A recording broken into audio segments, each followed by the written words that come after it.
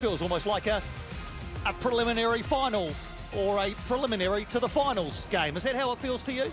Well, it's going to be a goodie like the weather, Jason, that's for sure. You're right, it does feel like a playoff rehearsal.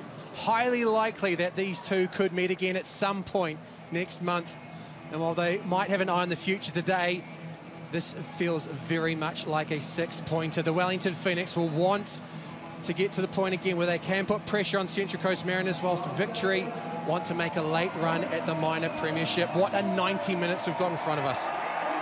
Indeed we do, as the lights go down here at Sky Stadium to allow the pyrotechnics to take effect. The two teams take to the grass here. And while it is wet and a bit miserable, it hasn't dampened the enthusiasm of this club's hardiest fans. There are yellow fever.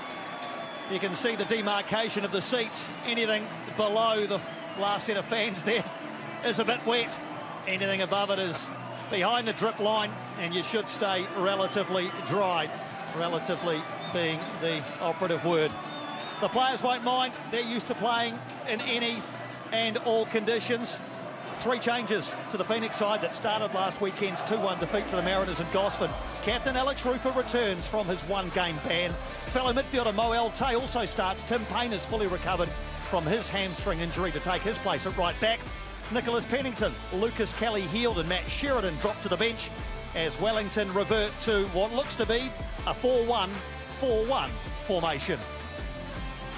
Tony Popovic makes one enforced change to the side that beat Melbourne City 2-1 in the derby last weekend. Ryan Teague is away with the Australian under-23s, as are Nishan Velupillay and Jordi Veladon, who came off the bench last weekend. Fabian Monge comes into central midfield to partner Jake Brimmer in Victory's engine room. Former Wellington Phoenix favourite Rolly Bonavazia is among Victory's reserves as he makes his return to Sky Stadium. Wellington's attacking impact comes in the form of David Ball and Oscar Van Hattem.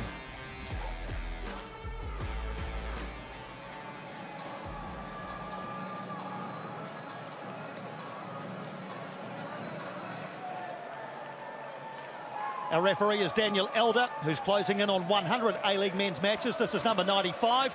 He also took charge of the 1-1 draw between these two sides back in January. Helping with the coin toss is 10-year-old Cooper Tout. His younger brother Taylor has gone out there to help him as well.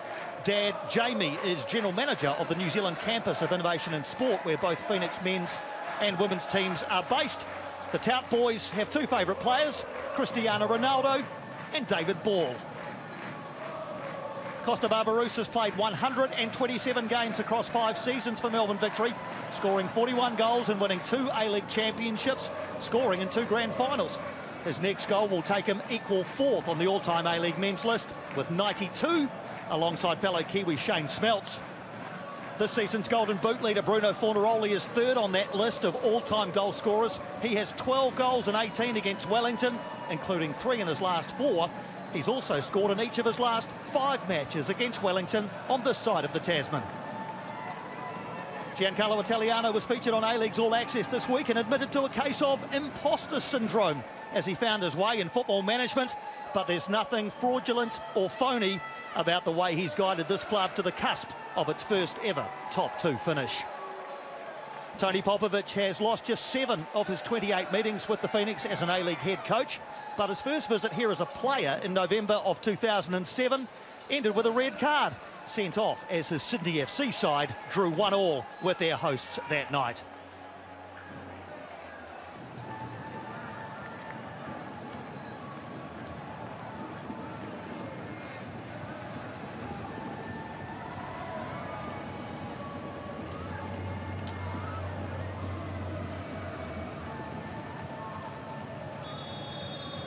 Off we go at Sky Stadium. High-stakes football under the Friday night lights.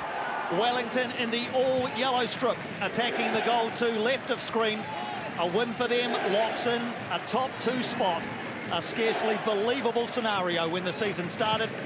The visitors are in navy blue, kicking from left to right in the first half. Victory tonight would keep their own top 2 and Premier's Plate hopes well and truly alive.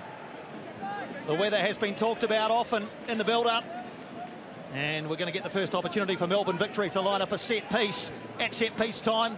Goalkeepers and defenders perhaps can get rather nervous in wet conditions, Jacob. Compound that with this being so early on in the match as well. Set move with Palami getting it from Brimmer. Back out to Arzani. And Wellington diffuse the situation. The man with Delphin on his shirt is Houston Salas, the recently arrived Costa Rican international. We'll talk a bit about formation in a moment when we get a break in play. Jacob, maybe we can look at it now as to how you expect Wellington to play with and without the ball. Well, for the first time in recent memory, we haven't had any tricks played with the way the teams have submitted their team sheet. So we've got an accurate picture of how they're matching up. What I think we're seeing from the Wellington Phoenix is a preference for combative personnel. Salas and Ute introduced alongside the returning Alex Rufer. Arzani gets across into the 6-yard area and headed behind by Tim Payne. A second corner inside the first 100 seconds here in Wellington. Daniel Arzani, as always, one to watch in the attacking third. Lovely feet, dances and cuts wide. Sam Sutton can't stop the cross, but the Wellington Phoenix do defend it at that back post. Arzani has gone across to take this corner. The first was taken short. I get the feeling this will be a little more conventional. From Daniel Arzani into a crowded penalty area, a bit of elevation. Paulson comes and liked the feel of that in his gloves, Alex Paulson. Good confident take there. The second time of asking. Second corner that the Melbourne Victory have got in these opening moments.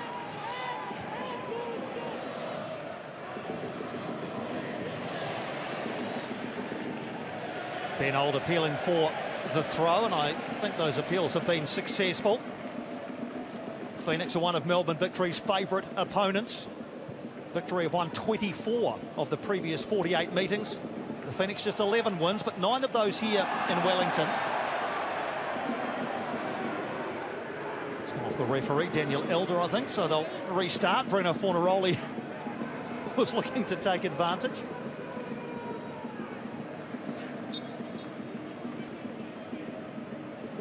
Here's Rufer back in the side after missing last week through a one-game suspension.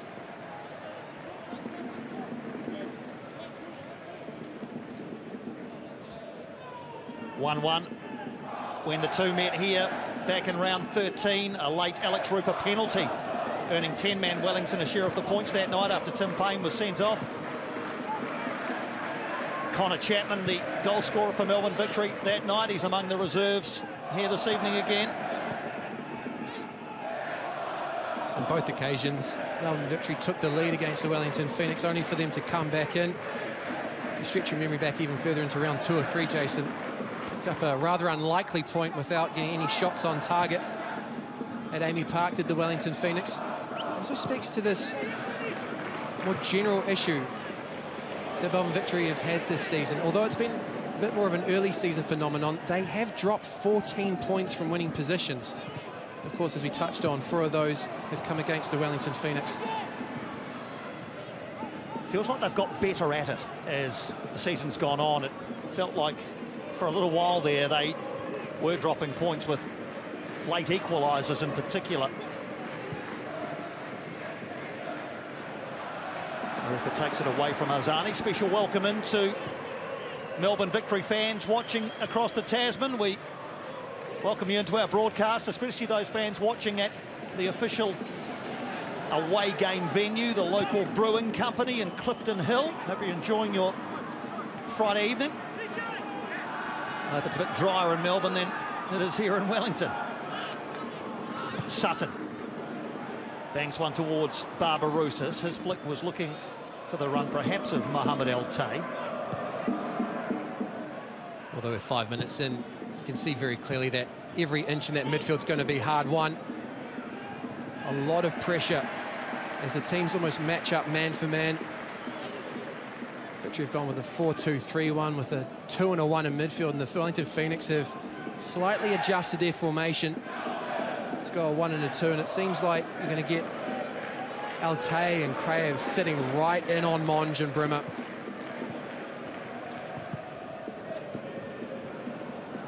Azani gets away from Salas at the first point of combat, but Houston Salas doing well and coming together on the far side.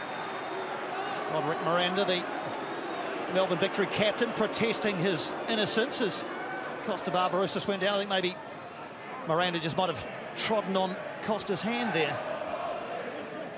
And the conditions won't be helping either. Not only is it raining, but it's like autumn has arrived this week in Wellington. You just see there, studs of Miranda dragged across the hand of Costa Barbarouses. Yeah, completely inadvertent from Roderick Miranda, the Portuguese defender and captain of this side. His Kraev in midfield, deeper than he has been playing in previous matches, but looking for a way into Melbourne Victory's half.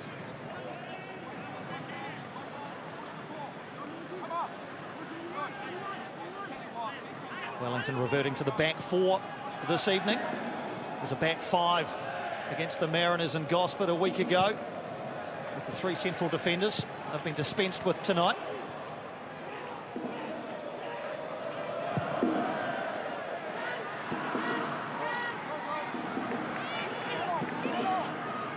Just in position. We're going to see a rotation from the Wellington Phoenix. Going to drop Sam Sutton in alongside Scott Wootton and Finn Sermon and push Tim Payne up high and wide, as we've seen Giancarlo Italiano display a tendency for this season. Kraev gets away from Monge, looking for an option, gets it from Altay. Oh, Altay straight at Isuzu, first opportunity of the game. Mohamed Altay still looking for that first A-League men's goal. Straight at Isuzu, who was untroubled in the wet. Bojidar Kraev has been a regular feature for the Wellington Phoenix in attack in the early stages of this game. Finds Altay, who's got a lot of space on the edge of that 18-yard box, but a good, clean set of hands from Paul Izzo. 53rd A-League men's match for Mohamed Altay. Goalless, he remains. Falami. Fornaroli sliding in Salas. Well, Houston Salas has got a taste for this, and you just wonder whether these conditions might quite suit Houston Salas, his robust, rather industrial approach to defending. In the action again, the Costa Rican. Does have a tendency to get horizontal quickly, doesn't he? Jason Pine loves the slide tackle. Kraev in the green boots tonight, looking for options, none really apparent, so I'll go back. Giancarlo Italiano, bottom of screen, already issuing instructions. There's a lot of care being taken by each team at the moment. Conditions make the risk of a slip greater. You don't want to give the opponent an inch in such an important game. Only is it second versus third, Piney, but as we've said, this is a match which could decide a team's fate in relation to where they end up with the playoffs. And Houston Salas there, lovely timing. And on the dangerous Fornaroli. Not sure it needs too much repetition. Most even casual football fans will know what's at stake tonight. A win for Wellington will secure them a top two spot for the first time in their history. Sam Sutton breaking forward, looks up, sees Ben Old out on the left-hand side, and just too much on it from Sam Sutton. Great run from Ben Old, but Sutton, his flatmate, couldn't find him. Well, he waited and waited, Sam Sutton. Actually found by Ben Old and then looked to return the favour, but the patience kind of turns into hesitation, and he gets the ball onto his right foot and gets that one all sorts of wrong. Not only did he have Ben Old overlapping down the left, but Tim Payne had joined the attack down the right. The Wellington Phoenix had good numbers through the centre.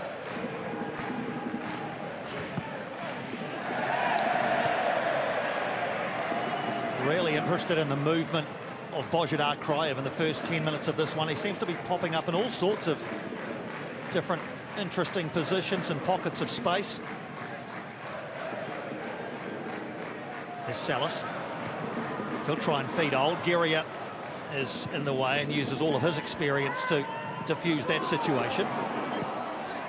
Yeah, that's a good little subplot for us to keep an eye on tonight. Ben Old, one of the more exciting young players in the competition, up against Jason Geria, who's been supported in his campaign to rejoin the Socceroos. You look around the right backs in the A-League men's, and there aren't too many better than that.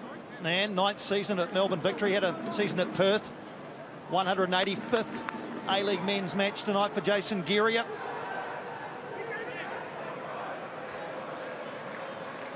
Quite achiever, consistent performer at A-League level. We've seen those being rewarded by Graham Arnold. Not hesitant in giving local players their opportunity as part of the national team. Yeah, there's a number of players in the A-League men's pushing their case for higher honours.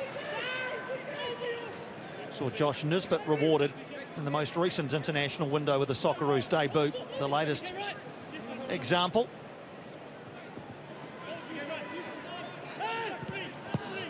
Daniel Arzani, of course, also a former Socceroo. Here's the Frenchman De Silva and Monge.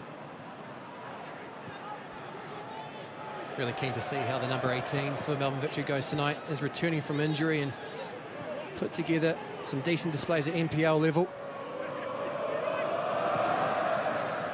Played last time the sides met at Sky Stadium and looked a very complete player. Given away by Victory. It's with Houston Salas. He lines up the shot straight at Izzo again. Almost a carbon copy of Mohamed El Tay's earlier effort. Houston Salas also seeking that first A-League goal. It just seemed to slip as he wanted to hit it there, Jason. Probably did well to get the shot away in the end. For the second time tonight, Paul Izzo, nice and calm. So Wellington Phoenix had enough time to get a shot away in and around his 18-yard box. He's been a very interesting addition to Wellington Phoenix, Houston Salas. The yellow cornrows in his hair seem to be absent tonight. Maybe they're not a wet weather accessory, Jacob, I'm not sure. No, I wouldn't know, Jason, but you could see what he wanted to do there. He's opening himself up to try and curl that one towards Paul Eiffel's left-hand upright. And after dominating the initial few moments of this match, Wellington Phoenix have come back into the game. Melbourne Victory only about 35% possession there.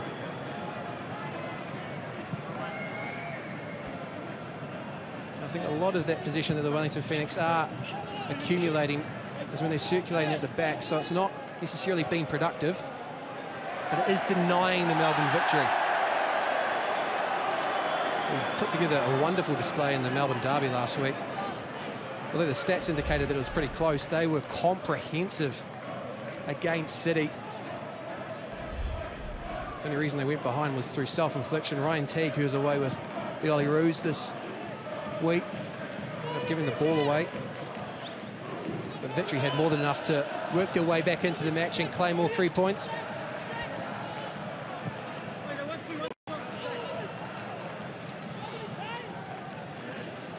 Scott Wootton's been a rock at the heart of Wellington's defence alongside Finn Sermon.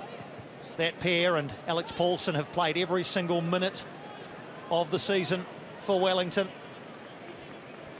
At the other end, Paul Izzo is ever present for Melbourne Victory. He's the only player in the Victory squad who has played every minute. Here's Arzani. Lifts it towards the far post over the top of Ben Falami. Payne's going to try and take it away from Fornaroli and just about manages it. Adama Traore sliding into mop-up. Well, he's popped up on either flanks recently, Daniel Arzani, but that time down the right-hand side was released through some delightful footwork from Zinedine Mashash. Not for the first time. Just rather overcooking the delivery.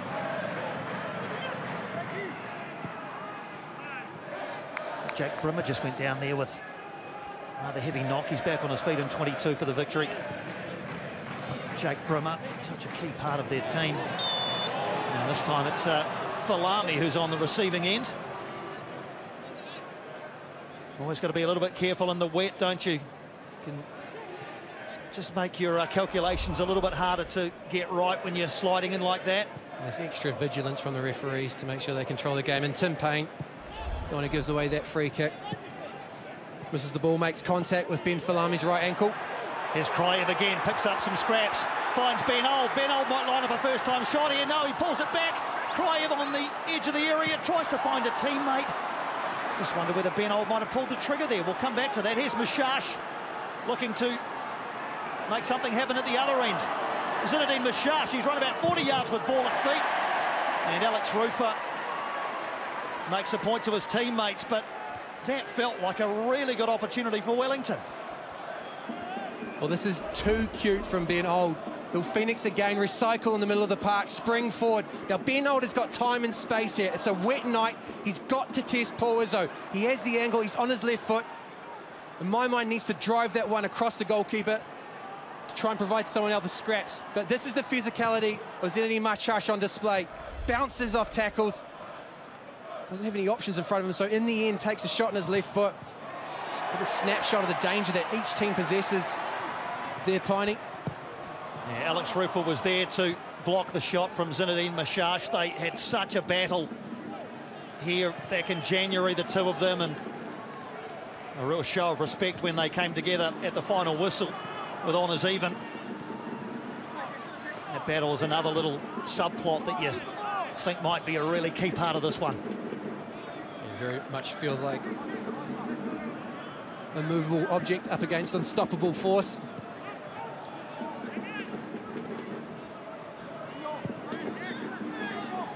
Alex Rufer's absence was really heavily felt by the Wellington Phoenix last week.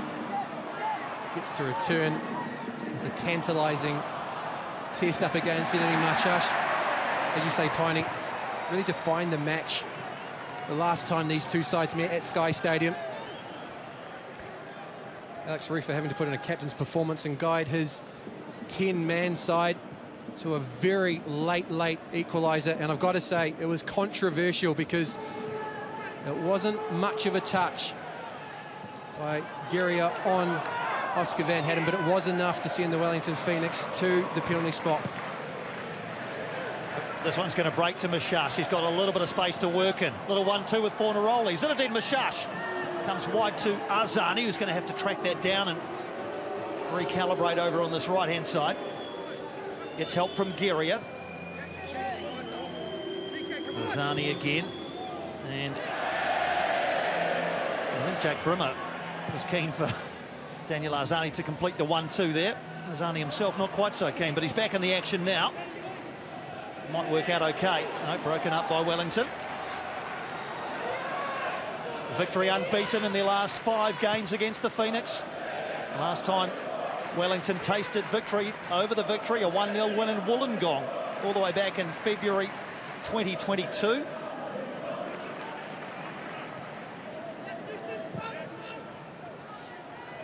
Thankfully, that seems like a lifetime ago now, Piney. Been able to enjoy Wellington Phoenix home matches for 2 seasons. I think on the whole, the weather was slightly better in Wollongong, wasn't it? Well, if there's 2 sides that are tailor-made for enjoying this sort of weather, it is Wellington and Melbourne. Good tackle by Miranda there, although it might have come at a personal cost. Rufer thought briefly about a shot. Might think about a shot now, or just keep on going, Alex Rufer. Ball gets away from him. Traore hacks it away. Payne's going to try and keep the attacking move going. There's a bit of a vulnerableness about the Melbourne Victory's defence at the moment. The Wellington Phoenix are creating chances, and albeit half chances. And it's not what we're used to seeing from a Tony Popovic side. Resilient, organised, combative are all things you associate with the Popovic-led team in navy blue, and Alex Rufer tries to weave his way through about 3 or 4 different challenges there. In the end, a bit too much, he gets crowded out.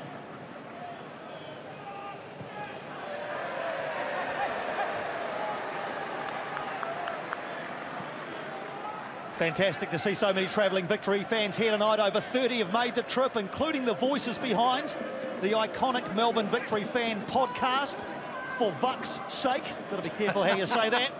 Great to have Dave, Clarkey and Marty here from For Vuck's Sake at Sky Stadium tonight. Wonderful to have you with us, fellas, and all of the other travelling Melbourne Victory fans as well. It's terrific to see such a good contingent here.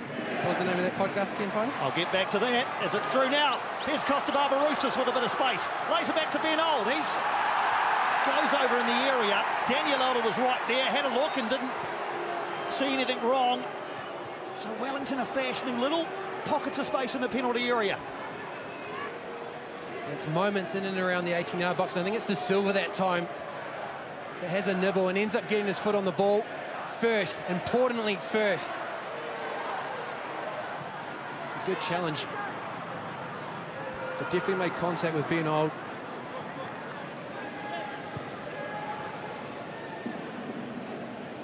Speaking of important players for Melbourne victory, De Silva, up until recently, I think the second or third highest goal scorer. Here's Bruno Fornaroli, by far their leading goal scorer. He lets fly, takes a little nick off a defender. It'll be a corner. Absolutely tremendous season for Bruno Fornaroli. 18 goals in 18 games. Costa Barbarouses there finding Ben Old, who wanted to take that one inside, but De Silva was having none of it. A lovely time challenge. And then Bruno Fornaroli with a speculative shot. Got a nick on the way through, which gives us this corner. He scored 25 goals in his first A-League men's season with Melbourne City in 2015-16. Bruno Fornaroli, this is his best season since that, 18 so far, looking to add more. Another corner for Paulson to deal with. He doesn't quite get the contact on the punch that I'm sure he would have hoped, but it was effective enough. Well, didn't have the conviction the last time that he came for a corner, but in these sorts of conditions, good contact is important. And the young Wellington Phoenix goalkeeper there gets above the crowd and makes sure he gets that one up and away.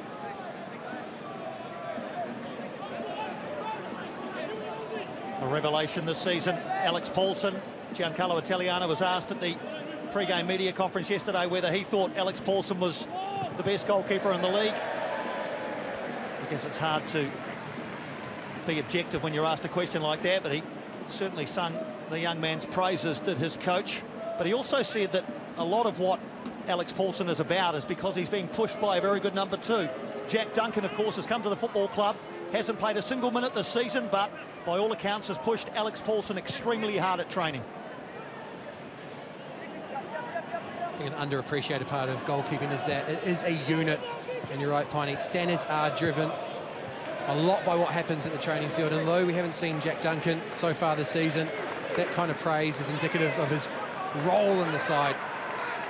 Just have a look there. This is how influential Sam Sutton and Ben Old are being down that left-hand side for the Wellington Phoenix. 2/3 of the attack coming down that flank. Haven't seen Tim Payne as of yet, and I do suspect that's because Adama Traore is keenly aware of what he can do with the ball. That was a great tussle last time as well, Piney. Adama Traore up against Tim Payne. So many little mini battles to keep your eyes on and to legislate for if you're a coach.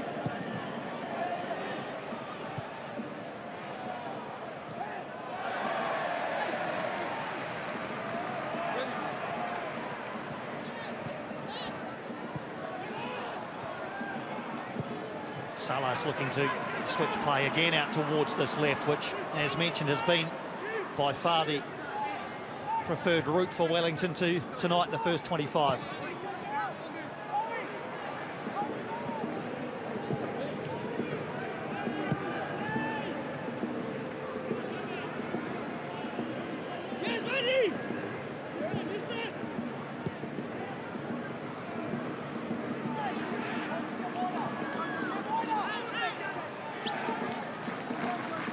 We have made note about the way in which the Wellington Phoenix break forward at times. It's these sort of phases that they have been known for as well. Geary, a really good defending against Ben Old. That is top quality man-on-man defending by Jason Geary, and not a single suggestion of anything untoward there. Got his body in the right place, and unfortunately for Ben Old, it looks to have come at a bit of a cost to him. This is the third time that Ben Old has tried to break down the left-hand side.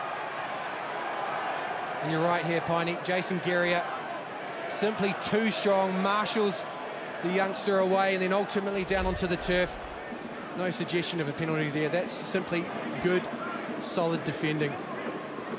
He won't have great memories of that penalty area, will he? For the penalty you talked about before, it was over on the other side, but he certainly didn't do anything that would have attracted the attention of referee or VAR that time. On that occasion, he was occupying the left back spot because Adama Traore was flirting with the second yellow card. Tony Popovic didn't want to give the referee any reason to balance the ledger, being 1-0 up for the majority of that game. Just on the weather, it doesn't really seem to have affected things at all. In fact, if anything, it's a positive. The ball is skimming across the turf. It's very calm out there. We're looking at the corner flags, and they're hardly moving. So, apart from the fact that it's probably a little bit unpleasant for spectators, it's a pretty decent evening for a game of football.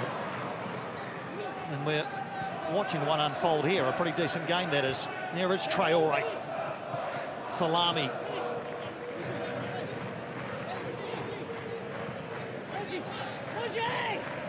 Mashasha's dropped deep. And almost found its way through to Ben Falami. Zani's out on the left-hand side. Now Falami has kept that in. Sermon, though, in the road. But it's those sort of pockets that the Melbourne Victory is so dangerous in. If they can get that rotation between Machash, Falami and Azani, then more often than not, they are able to find a free man. We have seen the likes of Machash just slipped in just between the fullback and the centre-back throughout the course of the season. He's a favourite of Tony Popovic's. Here's Falami, here is Azani. And Mashash again with the shot, blocked again on the edge, this time by Kryev. So they're closing down the Frenchman pretty quickly, and Ben Old has picked the pocket of Jason Guerrier. He's off by himself with 3 in hot pursuit. He's got help now from Costa Barbarouses. Victory are back in numbers. Costa Barbarouses against his former side. Damien De Silva with the very competent defending that time. Well, the attacks have been coming down this left-hand side for the Wellington Phoenix, but the resolute Guerrier and De Silva have been steering them away thus far. Fornaroli with the long ball. G. Paulson had to be absolutely accurate then. There's a man lurking on the far side had he not made decent contact.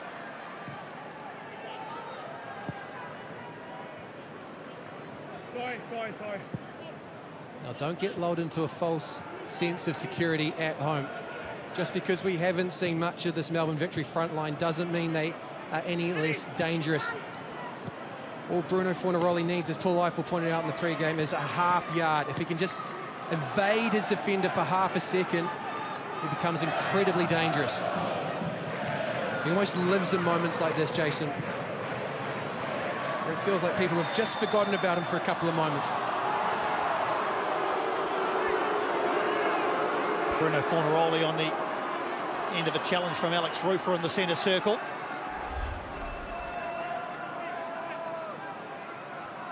Talked about Bruno Fornaroli's goal tally this season, 18. Most goals in a season for Melbourne Victory, including finals, was Besart Barisha's 21 in the 2016-17 season when Melbourne Victory were runners-up. So Bruno Fornaroli just 3 short of the season record for Melbourne Victory, and you'd have to think he'll still have a number of games left to try and overhaul Barisha by that metric. And that included playoffs, Tony? Included playoffs, yes. There's every chance to go close, isn't he? Especially in the form that he's been in recently. 4 from the last 4.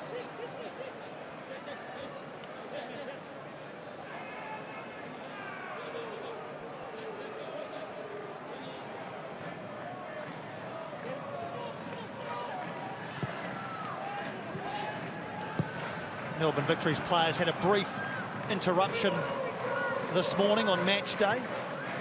Get to that in just a moment when this attack breaks down as Ben Old looks to set something up again. I'll go wide to Payne. Plenty of yellow shirts to aim at in the area.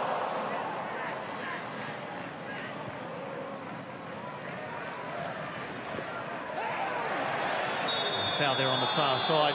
Free kick coming the way of Melbourne Victory. And Tim Payne might find himself with a further sanction. Here he has. So first yellow card of the contest is handed out, and it goes to Tim Payne. Just a second yellow card of the season for Tim Payne. Of course, he had the red card here against Victory in round 13. Tim Payne bundling his way into Ben Falami. Interesting to see that they went with the yellow card there, Daniel Elder. Does make the threshold for a yellow card rather interesting for the rest of the match. 60 minutes to go, Piney. Just on Melbourne Victory, yeah, they had a brief interruption this morning. A fire alarm led to a short evacuation from the team hotel. Apparently they're only out in the rain for 4 or 5 minutes. Eventually, the fire alarm traced back, I understand, to some burnt toast. The culprit was not forthcoming. I did some digging in the Melbourne Victory support staff before the game, and nobody was forthcoming. Now, VAR, as we understand it, checking a potential handball in the penalty area. Well, I've got to say, I didn't notice anything, and the Wellington Phoenix, to my mind, didn't ask the question.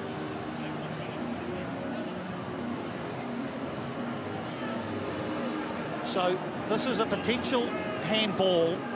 Can only be in the penalty area, otherwise VAR wouldn't be looking at it, against Melbourne Victory. The suggestion is that it's Ben Falami, player who recently won the yellow card against Tim Payne. He might be the party that's under a bit of scrutiny, but there we go, all clear. Well, best thing about that was it didn't take very long. We go on, goalless, as we approach the final dozen minutes of the first half here. Not too many clear-cut chances, a couple of saves which were fairly comfortable for Paul Izzo. Alex Paulson's had to deal with a couple of set-piece situations, but nothing really in terms of a clear-cut shot on goal.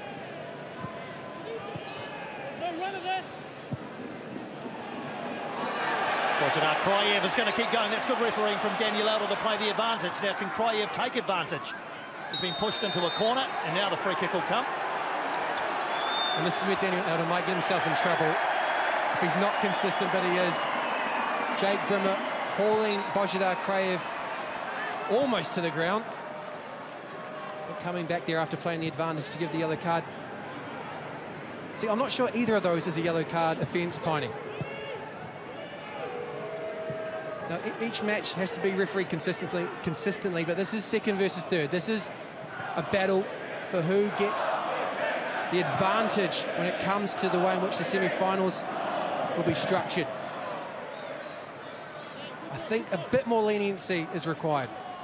Well, I guess one way of looking at it is if a yellow card wasn't brandished in one or both situations, would there have been uproar? And I think the answer is no, but fact remains, Tim Payne and now Jake Brimmer with a yellow ticket hanging over their heads for the remainder of the game.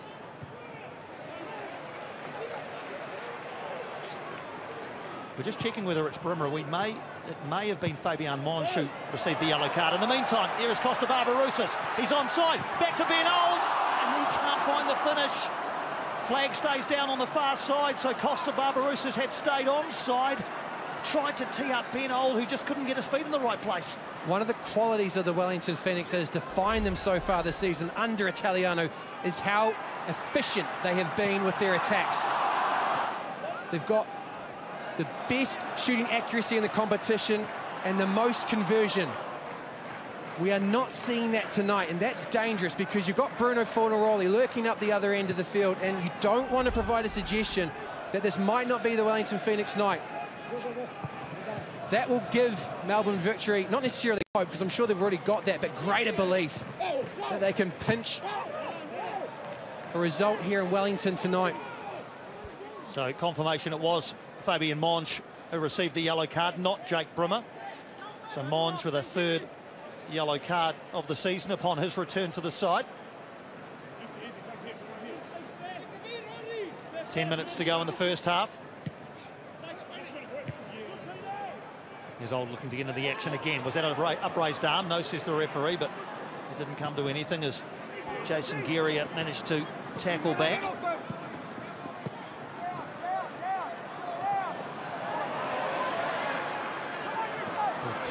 Clever flick from Salas, which actually turned out okay.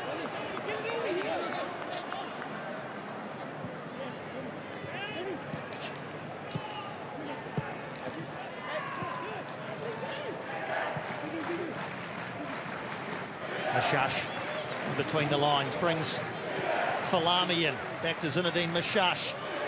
He'll line up the shot, and again it's blocked. That's about 3 or 4 efforts that Zinedine Mashash has lined up that have been blocked in almost that exact same position. Here comes Kryev outside of the foot looking for Barbarousis, and Damien De Silva across, as he has been for much of the season, very composed.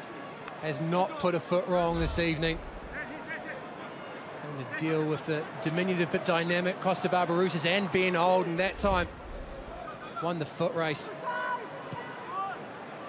Scored. Tackle Houston Salas would have been proud of Piney. Yeah, scored Melbourne Victory's winner here in the 2-1 result in round 22 last season, Damien De Silva.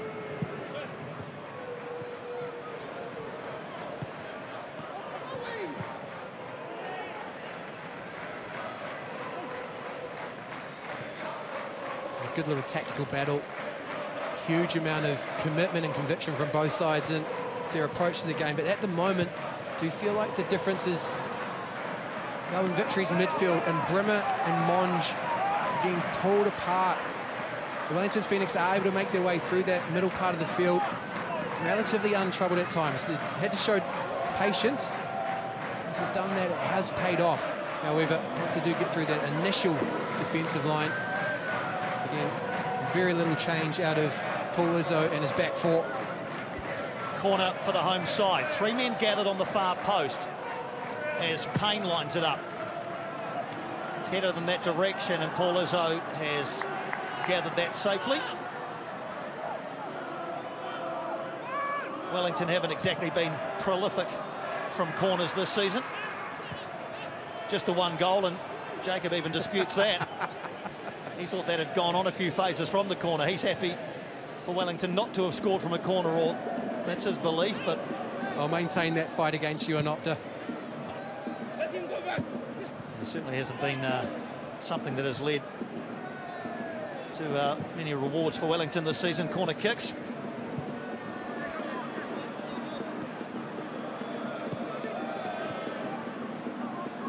As you said though, Piney, it's the movement of Bojidar Krayev. He's dropping deep to get on the ball, and that's bringing Brimmer out, and then Costa Barbarousis is able to utilise the space. Sutton and Barbarousis combining until the touch from Sam Sutton was a bit too heavy for Costa.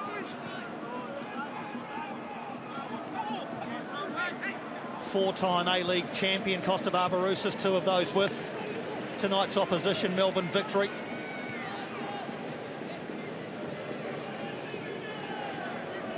Searching tonight, Barbarousis, for what would be a 92nd A-League men's goal.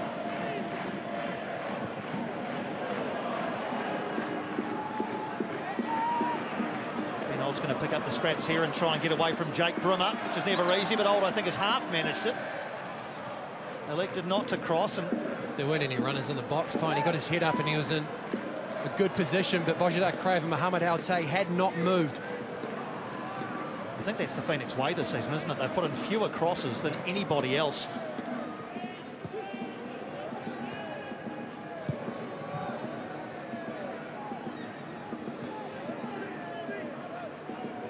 Neither of them fancied going up against Miranda and De Silva.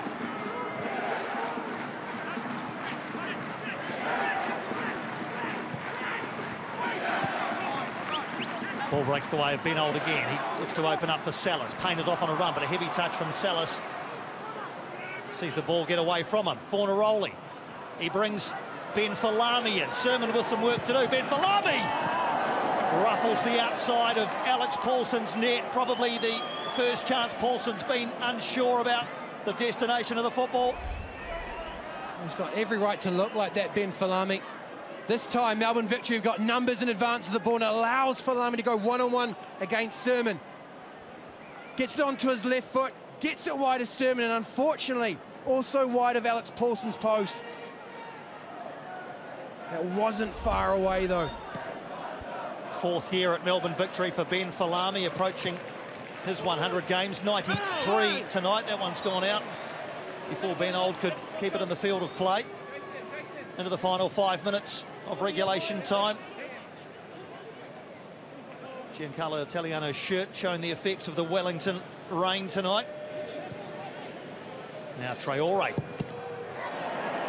Cannons off Salas and will go behind for another corner. Adama Traore thought perhaps that might have struck an arm. Daniel Elder suggesting that the arm was tucked into the body. An interesting question though, particularly on a night like tonight. A dead ball specialist like Jake Brimmer. Another victory corner. Arzani again takes. Delivery's good. Punched away by Paulson though, and then helped upfield by Barbarouses.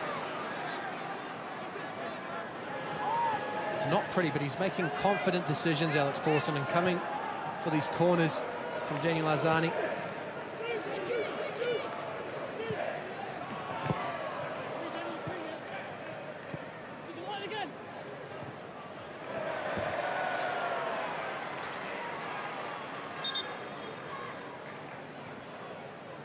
Finn Simmons played every single minute under Giancarlo Italiano after waiting for his chance last season.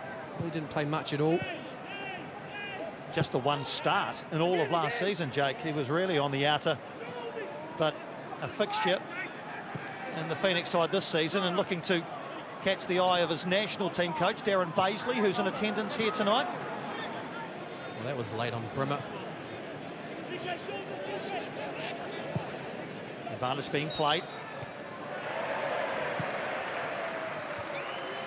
Just a word to Mohamed El Tay there from Daniel Elder. He saw the foul, allowed advantage to play out, which actually didn't really turn into much of an advantage for Melbourne victory. It might now, though. Here's Falami. Is he onside? He is! Another corner coming the way of Melbourne victory. They're starting to stack up just a little bit. Well, this is the danger where Daniel Arzani pops up on the left-hand side. He gets in on his right foot, and that opens up chances. Can he slip in Bruno Fornaroli? Finn Simmons has to step off, and that allows space for Falami, but he recovers brilliantly. Solid challenge from the young centre-back. Arzani again. Deliveries the same again. The punch from Paulson yet again.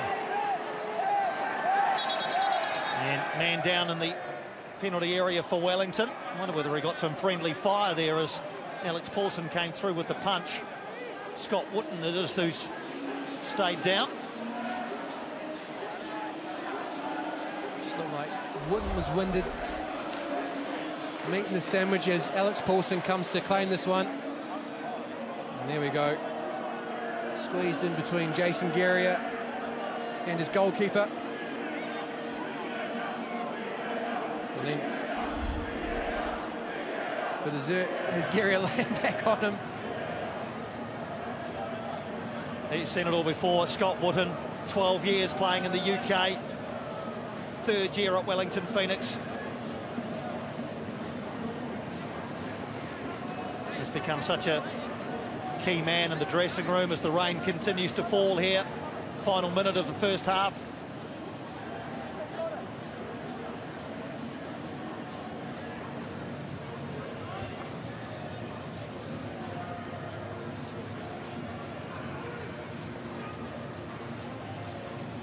For Italiano and Popovic to ponder.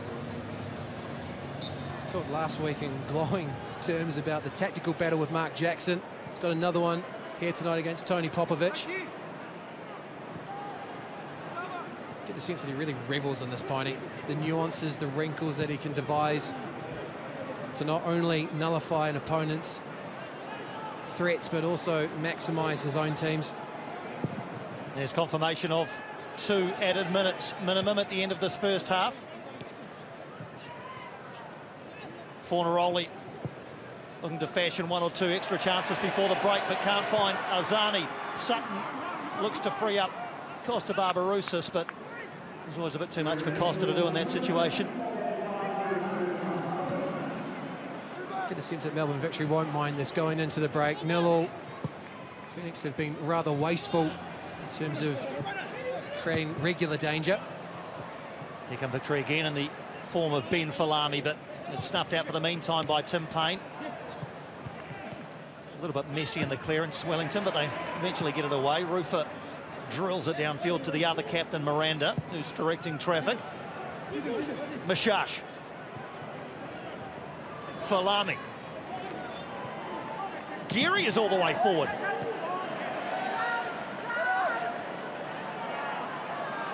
Mohamed El-Tay is going to bring it away, but there's no one ready to help out over there, and Jack Brimmer has taken it away from Mohamed El-Tay. El-Tay gets back to try and win it back, and does. Again, Costa Barbarouses on the end of one. Ben Old this time is in support, but not too many other teammates. Now he sees the run of Kryev. And Old, this is building nicely for Wellington, but nobody in the area just at the moment. Old onto that left foot, towards an unpopulated far post. And it'll drift harmlessly across the touchline for a throw-in.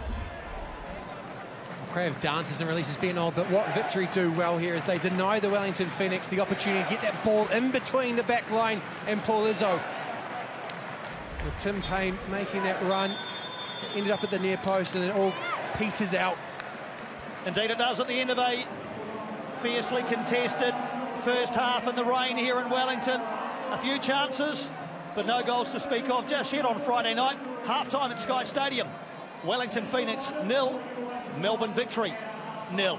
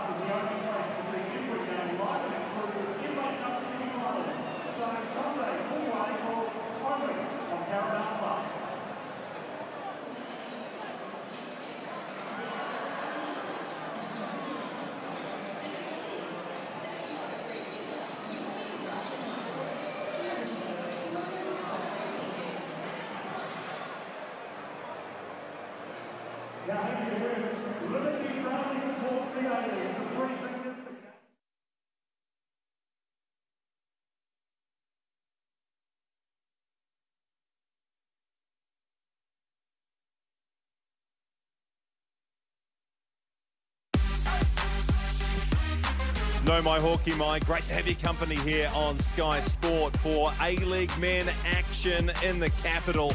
No goals at the break in the 2v3 battle between the Wellington Phoenix and the Melbourne Victory on your Friday night under the lights, under dark and wet clouds. My goodness, it's been a bludger of a night, really, in the nation's capital. But Paul Eiffel, who's with me for the halftime show, it hasn't really ruined the spectacle between these two sides. Yeah, I think both sides have dealt with it pretty well. I think they got into it pretty quickly. It's been a bit cat and mouse. Most of the chances have come for the Phoenix on the break. A few chances from distance from Victory. Neither side able to make it count so far. You know, you mentioned those chances, the opportunities, if you like, for the Wellington Phoenix coming in those transitional moments. They're just not getting their decision-making right at the vital moment, Paul. Yeah, it's the final pass most of the time here. Sutton's got to do better than that. He's waiting for Old to make his run down the outside. Old's there. It's a simple pass into space. Same with Cryer there. I think he plays this a little bit too early. I think he can suck the defender out, then give it to Old, and then he probably gets the return with an opportunity to shoot. Yeah, I mean, the instance that you're speaking of there with Ben Old and acres of space, surely you just draw the defender and then put Old on target. I think so. Then Old's in a position where he can actually shoot if he wants to first time, or he can pretend to shoot and a little slide rule pass into Cryer to finish. Cryer has been absolutely excellent, I think, so far, and he's been really important for the Phoenix. That's a great ball from Costa. I'm not sure if he was offside. I thought he was offside in the first movement there, but it's a great pick out, and I think Old would probably feel he's got to do better. And in these conditions where it's wet and it's slippery underfoot, the likes of Miranda and De Silva, are they really battling with the likes of Old and Costa, these diminutive attackers? Yeah, look, when you've got guys that can move the ball as quickly as they can, move the ball, and they're really light on their feet, for those centre-backs, they don't want them getting it to feet. They certainly don't want them facing up and trying to run at them. So I think if you watch, every time Cryer gets the ball or Costa gets the ball with their back to goal, they're really, really tight. They're happy for it to go back, and they'll deal with what comes next. They don't want them getting face forward. We spoke about the law firm of KOK, Costa Barbarousis and Ben Old and Bojana Cryer. We'll talk about that shortly. But first of all, the match stats. And you see that the Victory have had more shots at goal. However, they're from long range, haven't really tested Alex Paulson. Wellington Phoenix, more possession, more passes. What's the difference between these two sides as you see it, Paul? Yeah, not much. I do think that we're going to see more from the Phoenix in transition. I think that is the way to go for them. Victory at the moment seem like they cannot break the Phoenix down. And if you've seen, there's been a lot of shots from distance. Nothing that's really got through. I think look for somebody to look for a change from Popovic. Maybe somebody like a Rolly Bonavaccia knows his place very well, can shoot from distance. With this sort of conditions, I think he would suit. All right, the law firm, the KOK law firm, Costa, Old and Cryer, they've been prominent. We spoke about it in the pre-game, but more so Cryer and Old on the near touchline, the left-hand side for the Wellington Phoenix, and also using Sam Sutton getting forward at times, Paul. Yeah, look, when they look to play out the Phoenix, if they are ever under pressure, the out ball is always just beyond and dropping into Cryer, which we looked at in the pre-game.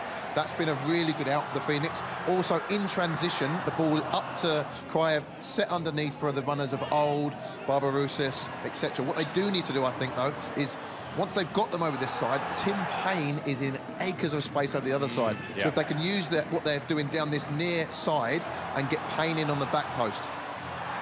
Well, I mean, the Melbourne Victory midfield has been overrun at times. The likes of Brimmer and Monge really struggling. And Bojana Cryer, it looks like he's a wet weather specialist out there at times. Like, he's hard to contain, Paul. Yeah, look, it certainly looks like it's his track. I think he's been great. He's held the ball up really, really well today.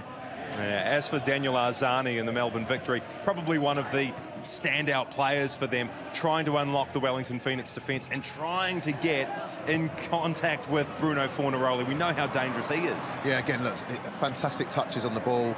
You know, he'll always try a little trick, a little flick. I think, for me, I would imagine Popovic will switch him sides now. Right. I think he'll get over on Tim Payne. Tim Payne on a yellow card. Yeah. In this kind of weather, Arzani will be licking his lips at half-time. All right, so when you look at the two sides, you look at the scoreline, we know what's at stake.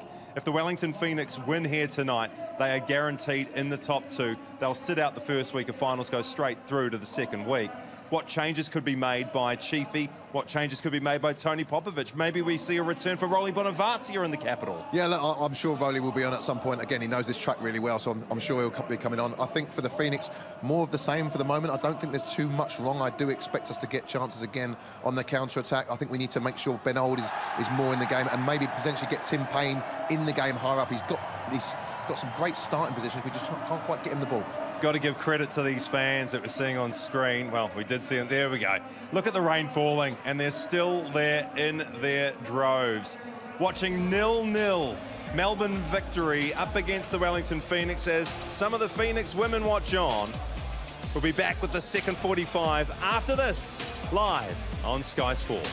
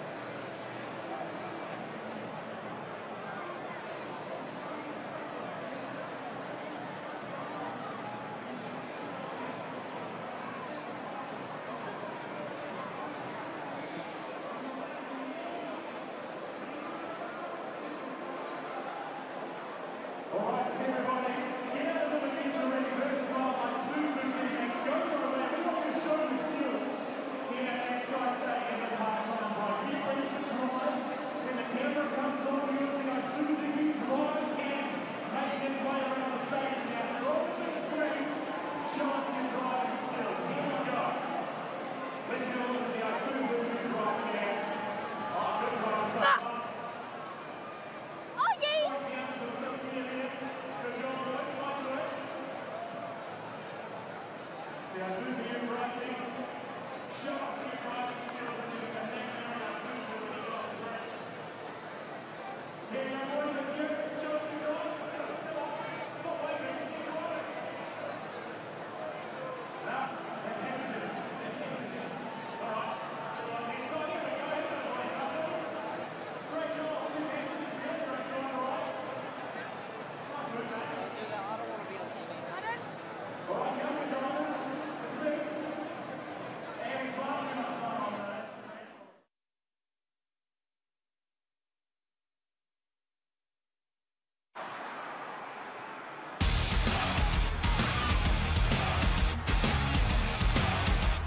Goalless at the break in Wellington. Melbourne victory have fashioned a few, I suppose, what you'd call half chances. Nothing which has really needed Alex Paulson to exert himself too much. A lot of the shots actually have been sort of blocked on the edge of the penalty area or put behind for corners by defenders. Alex Paulson has been well protected by his defenders so far tonight, Jake. He has, Piney. This one is very finely balanced, though. It is tight. And the Wellington Phoenix have seen their goal peppered by long-range shots, but nothing really to be worried about. In contrast, they have been rather wasteful down the other end of the field, as we see Alex Rufer and Rolly Bonavazia. Nice little hug there. A cold Wellington evening. We're just coming back to the Phoenix, Piney. They wasted a couple of chances, as we heard from Paul Eiffel during the break. The last pass has been missing from the men in yellow. I think this actually plays in Victory's favour. This game will become more and more open in the second half, and that'll allow space for Machash, Fornaroli and Azani to profit from. That said, though, Wellington Phoenix do have a change of gear, and we saw that last week. Able to utilise their subs to great effect. And let's not forget that these two teams love a late goal. We only need to look back to the last match here at Sky Stadium, right at the death, and then even last week, Wellington Phoenix scored late on, conceded themselves through that wonderful goal from Mikel Docker, and then Melbourne Victory. 5 minutes to go, Melbourne derby, no problems. Daniel De Silva pops up with a headed goal. No changes at half-time. Wellington Phoenix have kept a fairly proud first-half defensive record intact. Just 8 first-half goals conceded this season. That's fewer than anybody else. Just 8 in 25 first halves. It's a pretty good record. They do tend to concede a few more in the second. 17 second-half goals conceded so far this season.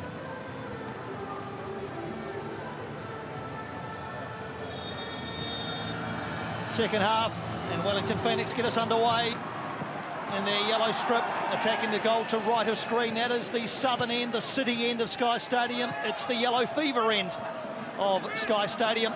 While Melbourne Victory will kick back towards the north. It's right to left on your screen, towards their enthusiastic band of travelling fans. Can they give them something to shout about in the second half? Conditions have pretty much remained the same. The rain hasn't eased off, but the wind has not got up either.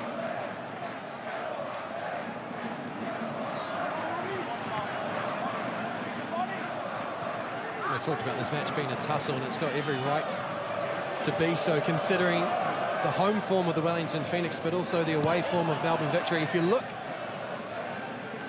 at the goals that have been conceded at home, the Wellington Phoenix have conceded the least over the course of the competition, while Melbourne Victory only have Sydney FC, who've scored more away goals than them. Something's got to give in the second half, Tony. Yeah, it feels like it, doesn't it? It absolutely feels like it. Wellington unchanged, Victory unchanged, as Brimmer looks to pull strings again.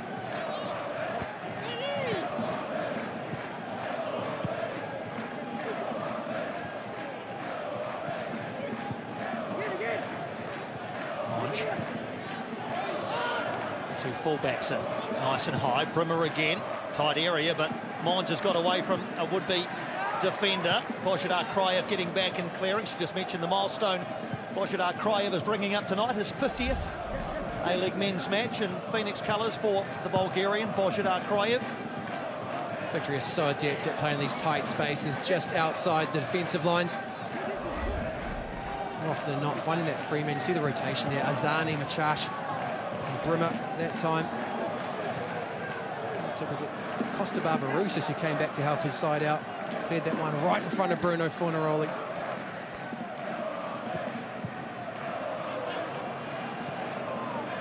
Bouncing the way of Wellington in a congested midfield. Machash picks it up and brings Daniel Azani into the game. Return pass to Machash. Now Azani on the ball again. Benol gets half a clearance in. Still there for Victory. Azani's in the action again. Guerrier goes past him, ignored by Azani. Monge over there helping out. But a cat and mouse at the moment. Traore, he'll line up the left-footed shot. Blocked on the edge of the area. Still there for Victory. Not now, though, as Salas takes it away from Machash. Chance perhaps for a fast break for Wellington, although Daniel De Silva has seen thousands of those situations, you'd imagine, in his football career, and mops this one up just as he has so many times in the past. He was one of the standouts in the first half. As the Phoenix were breaking, particularly down that left-hand side. He was there to marshal matters for Tony Popovic. Really uncompromising in a lot of his challenges as well.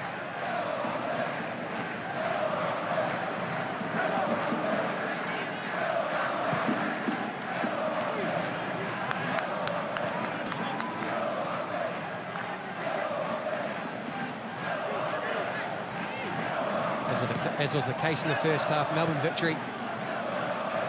Starting this one, the ascendancy. Phoenix preferring to defend quite deep.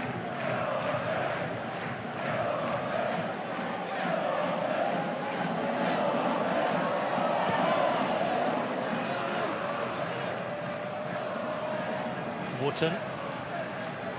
Rufer helping to tidy up.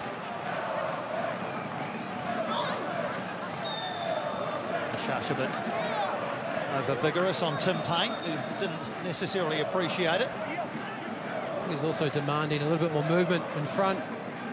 Wanted Mohamed El Tay to come off the line. You can see there he's looking up. He's got his head up, wants to play that ball forward. Nothing was on, so he ends up getting into a wrestle with Mashash. He was non-committal during the week, Tim Payne, when asked about his aspirations to go to the Olympic Games. It's an under-23 squad, of course, for the most part, but 3 overage players are allowed. There's been a bit of chat that Tim Payne could be in contention for one of those spots due to a bit of his versatility and experience. Can play centre-back, right-back. Darren Baisley, of course, as we mentioned before, is here in attendance. He is both the All Whites coach and the Ollie Whites, or under-23 coach. He makes those selection decisions. Mohamed El Tay is in a real battle with Robert Miranda, who just uses his hands a bit too much for the liking of Daniel Elder.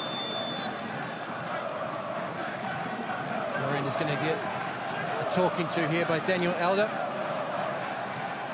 He was quite happy to concede the free kick. He'd engaged the ball initially, and as it had moved back towards the Wellington Phoenix's half, I think he wanted to get out of there, get back in alongside his defensive partner in De Silva.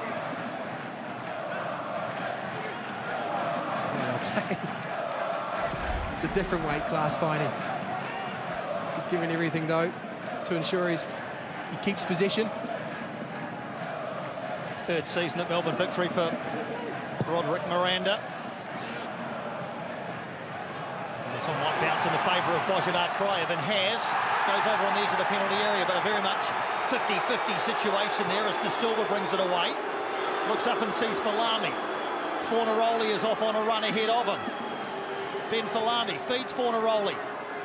He only needs a sniff. Bruno doesn't get it this time, but frees up Traore.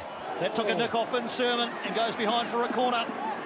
He scores very few A-League men's goals, Adama Traore, just 4 in this, his 224th match. And there's Božidar Krajev down the other end of the field. Very well could have been a free kick on any other night, but that's the benefit of taking a snapshot in conditions like this. Those skids and can really go anywhere. Also gets onto goalkeepers much quicker than it does in normal conditions. Zani takes the corner. Little cheeky back heel from Jason Geria. Cleared by Wellington, but victory will bring it back through Monge and Falami. Mashash. And again, Fabian Mashash goes past Rufer this time, but into the arms of Paulson. They're definitely asserting a lot more pressure, with the words of Tony Popovic ringing in their ears. Melbourne victory, particularly attacking down the right-hand side. Old feeds Barbarousis. Forced away from goal by Miranda, so finds Krajev. Over on this side is Tim Payne, but the ball takes a little while to get to him, and victory are now back in numbers. That one from Krajev was a bit of a pitching wedge when it needed more punch. That's the first time that the Wellington Phoenix had recycled the ball and looked to switch it quickly. So in the first half, Tim Payne breaking forward often, but play never got down his side. Just saw the graphic there. The weight of possession in the second half has been the way of the visitors, but Wellington enjoying a little bit of possession now, and Tim Payne with a bit of space to work in. He's looking for Ute off Traore for Wellington's second corner of the contest. The yellow fever have definitely grown into the second half. I think they're appreciating how tight this one is and trying to give the Wellington Phoenix a bit of an edge, particularly as Melbourne Victory. The start of the second half, a bit more rhythm. Definitely can see a plan that they've got in place to try and take advantage of what they've seen from Giancarlo Italiano's men in the first half. And again, the men are gathered at the far post. Again, that is where Payne aims for. Back by Cryer, it's in there for Sermon. And Paul Izzo was able to gather. No power on it from Finn Sermon. There's been no fuss from Paul Izzo tonight, and again, under pressure.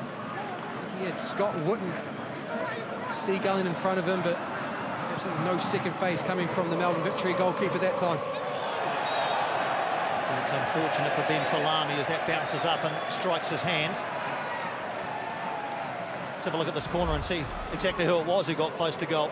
Well, Bojolak Kraft isn't picked up on that back post, and he's the one that gets the header and forces it back across, and Finn Sermon dangles a right foot out.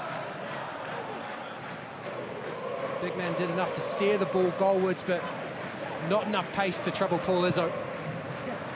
He's another Finn Sermon who's yet to trouble the scorers, as we are seeing perhaps the first change coming the way of Wellington. Sounds like Mohamed Ute is going to make way for David Ball.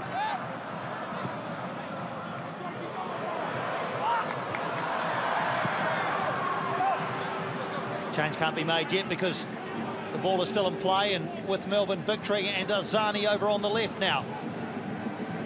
Into heavy traffic, Daniel Arzani, and can't make any progress. Wellington will look to break quickly, as has been their MO all season long. Barbarouses with Old. Drops the shoulder onto his left favoured right foot. Paul Izzo had done the maths in his head, knew that was flying wide from Ben Old. Well, it slowed down, and it seems as though the chance had escaped the Wellington Phoenix, but Ben Old dances his way inside onto his right foot, trying to bend that one towards the back post, but Paul Izzo not phased. And here's the change. Mohamed Ute gets 55 odd minutes tonight. And David Ball introduced. Man who hasn't scored this season, Piney. Not just this season, Jacob, it's now 38 games without a goal for David Ball, the longest drought of his professional career by quite some distance. I don't think there's ever a bad time to score, but tonight would be a very good time to break that duck.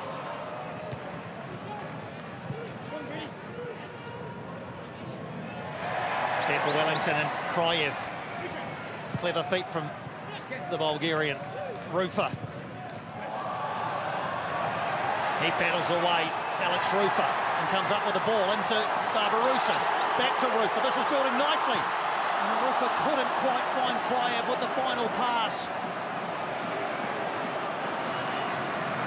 Now Victory can break as Arzani seizes onto an errant header from Wooten, gets away from Salas. Payne is back. Arzani, and that'll go behind for a corner off Ben Old. They're responding kind, Melbourne Victory, but here's what they respond to. Alex Rufa cutting, looking for a combination, can't find it. And then Daniel Arzani had skipped away from Houston Salas. Almost found, I think it was the cavalry and Zinedine Machash, but yet again, Wellington Phoenix just getting an important toe to the ball and defending their 18-yard box. Another corner for Victory. This one's towards the near post. Salas gets it back to Arzani, who measures a second cross. There for Miranda, tries to free up Fabian Monge, and unfortunately he just lost his footing at the vital moment, did Monge. I'm sure it's happened tiny, but for the life of me, I can't remember a moment that either team has got in behind. They've got around, they've got in and amongst the defensive lines, they've created moments of danger, threats, but get the sense that each team is denying the space. They do not want to be chasing the opponent back towards their own goal.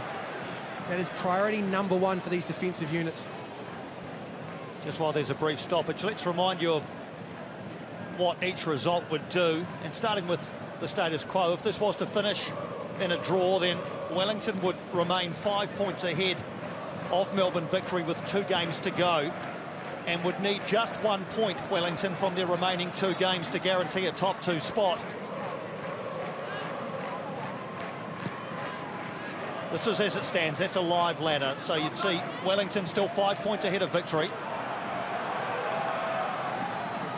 As Cryer brings it away. A draw would probably suit Central Coast Mariners most of all. They would just be 1 point behind Wellington with their game in hand tomorrow against Western United. I'm sure you'll hear all the cliches tomorrow that we're focusing on one game at a time, focusing on themselves. We can bet the Mariners are watching this one. And from ball to Cryer, clever pass from the recently arrived David Ball, and Božidar Krajev just not quite able to get a foot upon it. Krajev has been involved in everything the Wellington Phoenix have done. It's been positive in possession. His full utility really is on display today. Getting involved in the build-up play in midfield, but also breaking and beyond and giving support to the likes of Costa Barbarouses as the Phoenix look to stretch a stubborn Melbourne Victory back 4. An hour gone. Victory's substitutes are warming up behind the goal that their team is attacking. Plenty of impact possibilities for Tony Popovic, the likes of Chris Economides, Salim Khalifi, Rolly Bonavazia.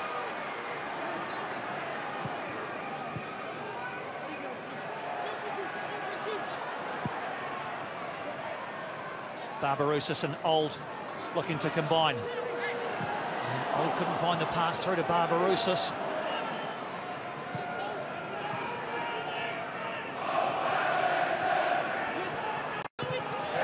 David Ball steps in and takes advantage of some indecision from Victory. Old is outside. Barbarouses the only one in the penalty area in a yellow shirt at the moment. Old joins him. Little jink. And off Jason Geria for a Wellington corner. Well, they're not happy in the midfield at the moment, Melbourne Victory, but every time the Wellington Phoenix steal the ball and skip forward, the back line simply delays, and then denies. Ben Old stood up, has to create his own space. And once he shows his hand, Jason Geria steps across, and that's where the attack stops. Sutton to take Wellington's corner. Plenty of elevation, too much really, because Paul Izzo can climb high and claim that one relatively untroubled.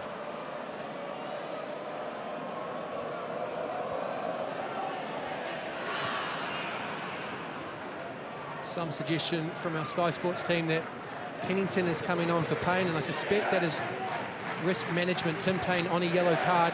Looks like Houston Salas might be filling the right back role for the rest of this one. Nicholas Pennington awaiting a stoppage in play so he can make his entrance. Miranda elegantly brings it forward, but unfortunately can't find the pass to the feet of Falami. I don't think I'd want to be on the end of that stare from Roderick Miranda. Ben Falami became very interested in the turf at that moment. And Tim Payne makes way for Nico Pennington. You'll see there the left hand going out, pointing to the right back spot, and that's where Houston Salas is going. Melbourne Victory making their own changes. as you said, Piney.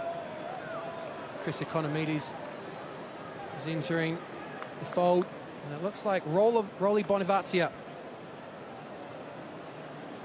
A cult hero at Wellington Phoenix, Rolly Bonavazia, 80 games and 14 goals in 3 seasons here.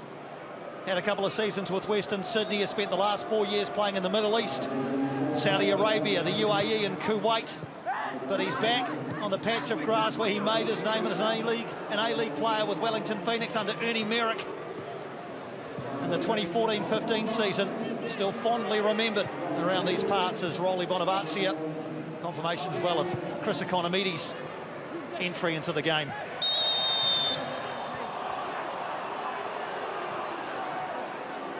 Ben Falami leaves. Chris Economides joins him, but between those two, especially with the talent that Melbourne Victory have on the field, you'd expect a greater goal return. Chris Economides has only given Tony Popovic 1. I think that also speaks to the more general point that a lot of people were expecting more from Melbourne Victory, particularly in a season when Sydney and City and Western Sydney have struggled. Expect them to be at the top of the table. Barbarouses looks over here and sees Salas lurking. From his new position at right back, he finds the newly arrived Pennington too close to Izzo.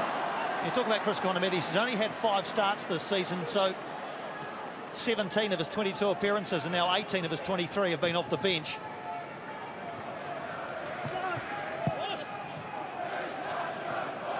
Azani, he's the recipient of a tug on the shirt from David Ball, which will earn him a yellow card.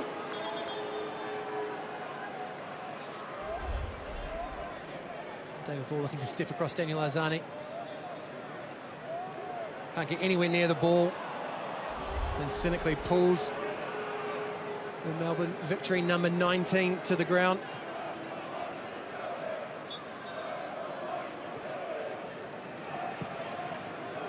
Gets a yellow card for his troubles there, David Ball. Well, the 3 that we've seen so far, I think that's arguably the worst one, Piney. 3rd of the season for David Ball as Rolly Bonavazia looks to set something up down Victory's left-hand side.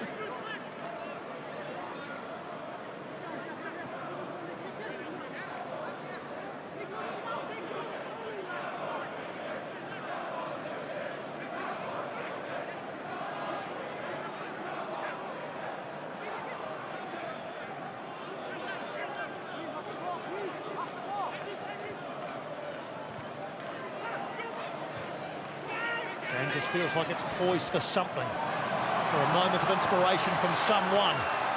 Ben Old has provided that many times this season. Bozhidar Kraev has 2. Onto his left foot, Bozhidar Kraev.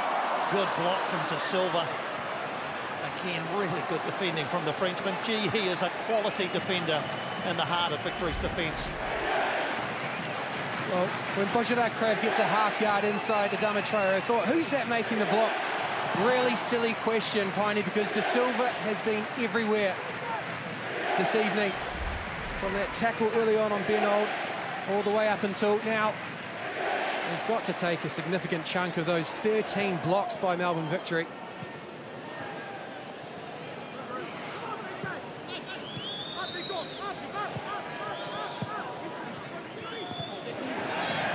Given away by Brimmer.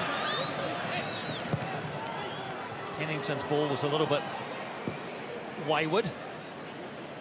Former Rolly's dropped all the way back into midfield to try and pick up the ball for his side. Azani still looking to try and cook something up. Alex Rufer this time brings things to a rather abrupt end as far as that Daniel Azani attack was concerned. That was looking fluid through the Melbourne midfield. Disruptor-in-chief Alex Rufer to the stop to it right there and then.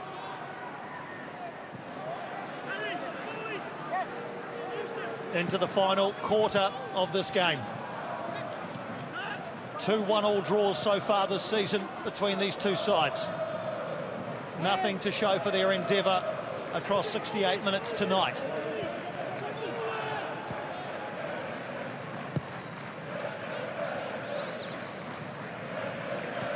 Patient from Wellington, as has been the case most of the season. Pennington.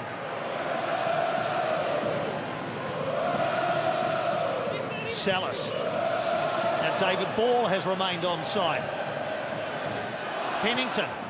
Salas. And it couldn't quite come together for the Phoenix.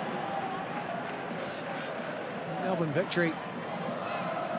Asking a question of Isaac Travers there, why the flag didn't go up. David Ball did look at least a yard offside in the build-up to that one.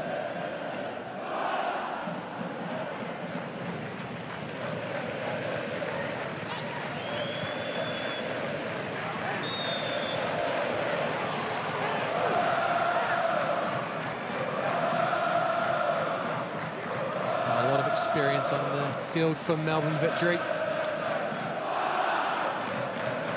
I'd be more than happy to let this one just keep rolling on. Oh no, there's a chance coming. If they get Bruno Fornaroli on the end of it, and they can make this night in Wellington into a raid of the capital. Here's their latest opportunity to fashion something in the attacking third. Montevarcia has it taken away from her. Rufer, clever to get away from Fornaroli. Into a pocket of space for Ball. Barbarouses ahead, old outside. David Ball might go himself. Slides it, or tried to Barbarouses. And Geria was well aware of what was going on. I think that's down to the Wellington Phoenix again. Build-up play was good. Slick passing unlocked the Melbourne midfield. But they picked the wrong opportunity, and in my mind, the wrong option. David Ball, as soon as he doesn't give that pass, needs to take a shot. Here's Fornaroli in the penalty area. That's always dangerous. Snuffed out by Kryev. Wellington just having a bit of trouble clearing this one, and they still haven't quite managed it until Finn Simmons says, right, I'll put my big right boot on that and get it away.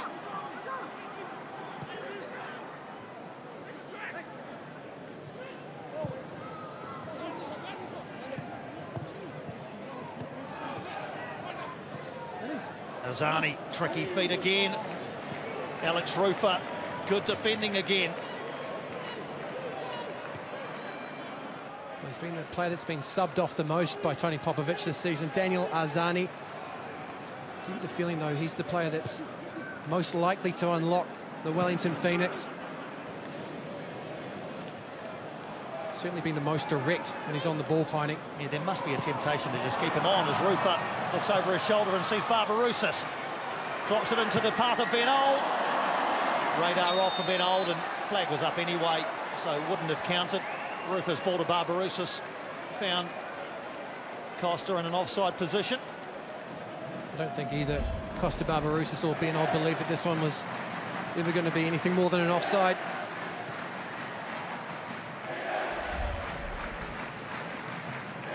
Setback play, and then Ben Old sends that one over the crossbar.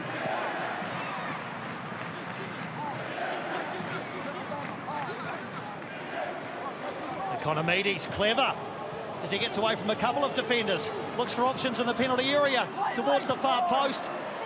Sutton gets it away. Montevarcia climbs high. Salas downfield. They've got so many individual threats on the field, Melbourne victory. Chris Economides showing his quality there.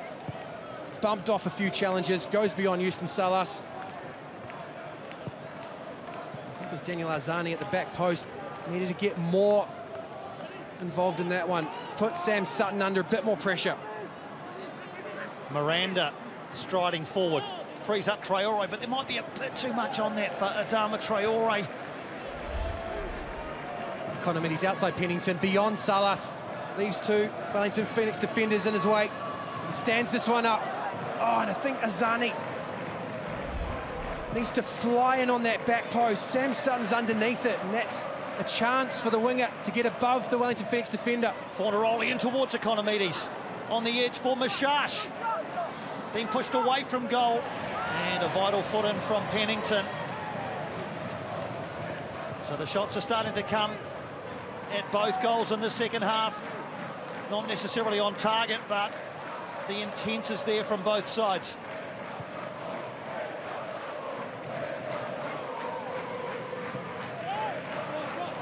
Roofer on the half turn.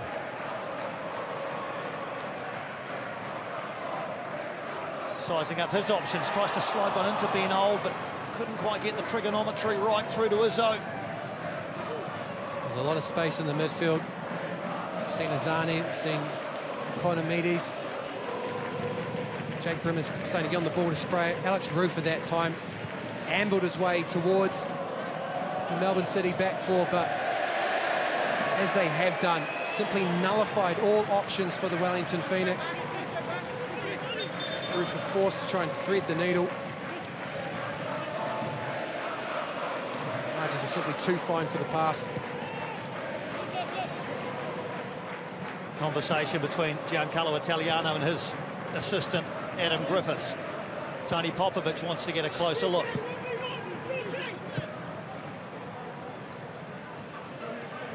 Božidar Krajev again uses his body cleverly to get away from a would-be tackle from Bonavazia. Into Barbarouses. Old is outside, across the 6-yard area, but too close to Isuzu. Again, the crowd with a sharp intake of breath. Not quite coming together for Wellington. Now, in space. Yeah, space indeed for Mashash. He's got a couple away, Matt. Zinedine Mashash. Couldn't find either of his teammates in navy blue.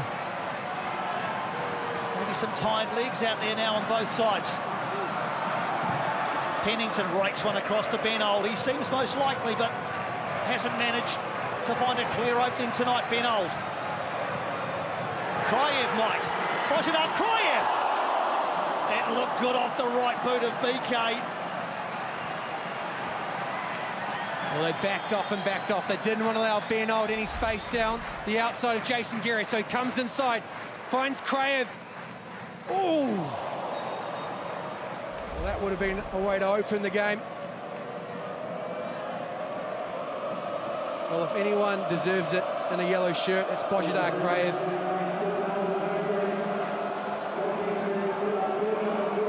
So we're going to see Connor Chapman and Salim Khalifi into the action. Zinedine Mashash and Jake Brimmer take their leave. Chapman, who was a goal scorer here in round 13, and Salim Khalifi, who made the mid-season move from victory to victory rather from Perth Glory, is into the action as well.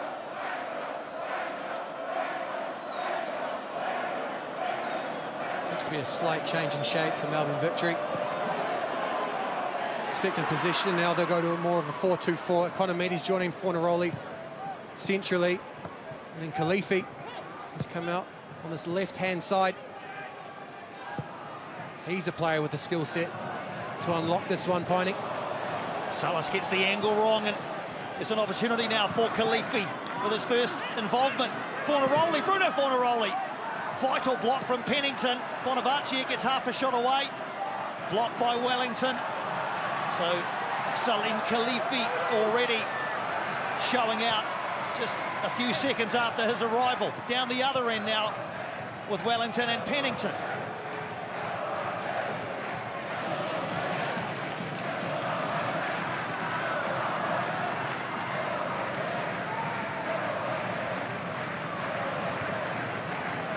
We've talked about Fornaroli's danger all night, and in fairness, the Wellington Phoenix have managed it very well. They've said, if you're going to score against us, it's going to have to be through the likes of Economides, Falami, or Azani. Well, given away now, and here are a couple of those players. Bruno Fornaroli, saved by Paulson. As close as victory have come, and unsurprisingly, it was Bruno Fornaroli to the fore. Just as we say that they're marshalling him well, he pops up. And I think this is his golden chance, Piney. Steps inside Sermon, looking for that back post. Doesn't really hit it with conviction. He just wants to get it on target. And that's not enough to beat Alex Paulson.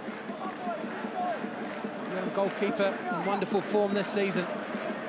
Best save percentage in the comp, Alex Paulson. And had to come up big again then, at the expense of a corner, which Bonavazia will take. into a crowded penalty area, away by Kraev. Bonavarci's going to get the chance to deliver again, is he? No, back to Arzani. That's too close to Paulson.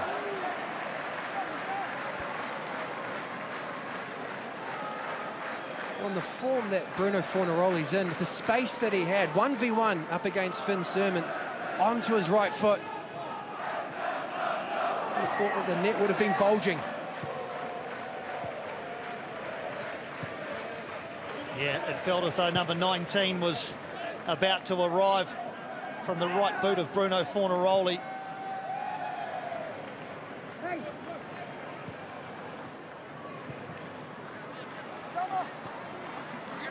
sure a few beers at that viewing party in Melbourne would have been spilt as they saw Bruno Fornaroli's shot being saved by Alex Paulson. Yeah, they're normally fairly careful with their beverages in Victoria, but I know exactly what you mean. They might get the chance to get on their feet again. Arzani, though, with a rather tired-looking pass. He shows his frustration. Oscar van Hattem is ready to enter the fray in place of, we're told, Božidar Kraev.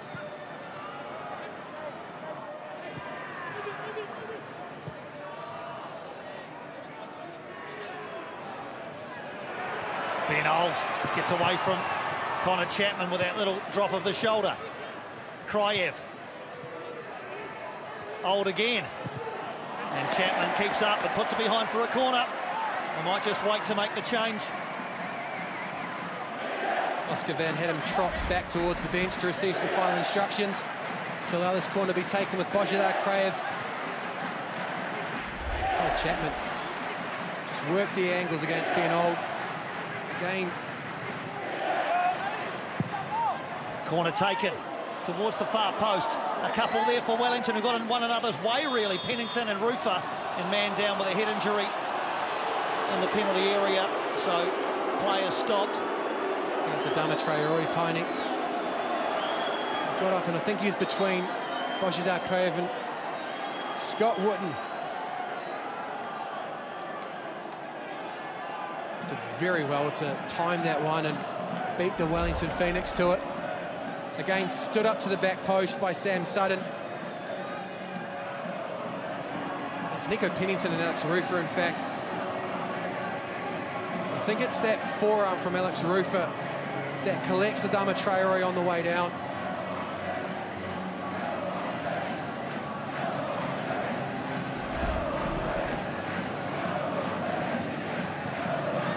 Just hard to see with the physio bag in the way, but I suspect he's getting treatment for a shoulder here, Piney.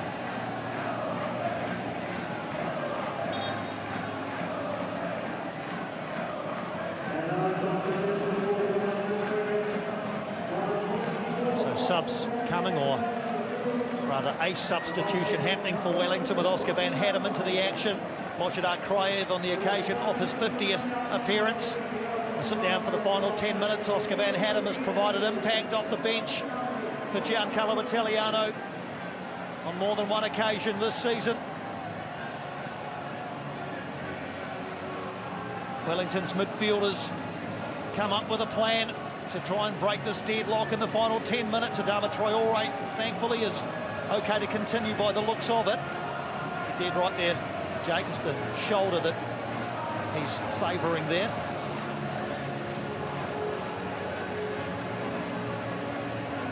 It's a bit of a curious one. Božidar Kraev, for me, the best player for the Wellington Phoenix this evening. Brought off with 10 minutes to go at 0-0.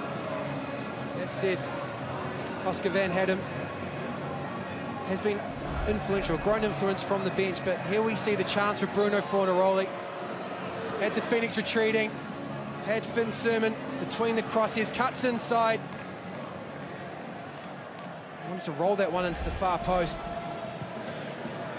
Hadn't factored in Alex Paulson. So Bruno's tally remains at 18. Traore, who's back into the action, immediately fouls Oscar van Hattem, who's just arrived. Tony Popovic is not happy with that decision. Can understand why. So Adama Traore beat Oscar van Hattem to the ball there. So a draw doesn't really help Victory too much. It keeps them alive just in the race for the Premier's plate, but a lot would have to go their way for that to happen. They have to keep pushing for the winner, as do Wellington. Old off Geria. Barbarouses tries to bring it down. David Ball. No way through for the home side. Rufer battling away with Bonavazia, his former teammate. Then a little ball into the path of Ben Old. Only Barbarouses in the area. Geria there to look to hold his progress.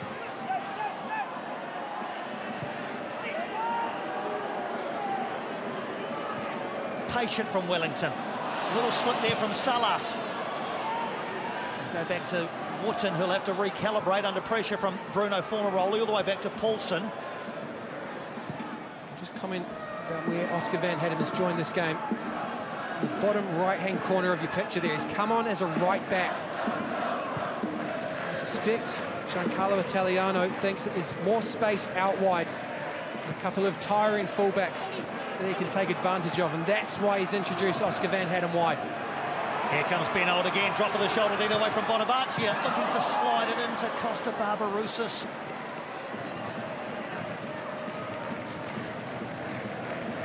This back line has stood so tall this evening for Melbourne Victory. Really have given nothing. Ben Old trying to feed in Costa Barbarouses. Roderick Miranda made short work of that one.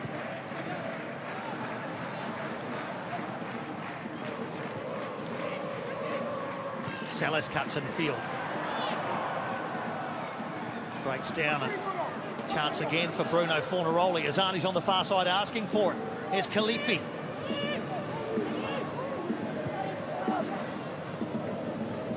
Traore. Khalifi again. Salim Khalifi. Still going. Only half away. Traore. Houston Salas got the block in. And Oscar Van Hadden wins the throw. Another change coming for Melbourne Victory. Adams coming onto the field. End of the section for Daniel Arzani. Eli Adams looking to add something slightly different in attack for Melbourne Victory.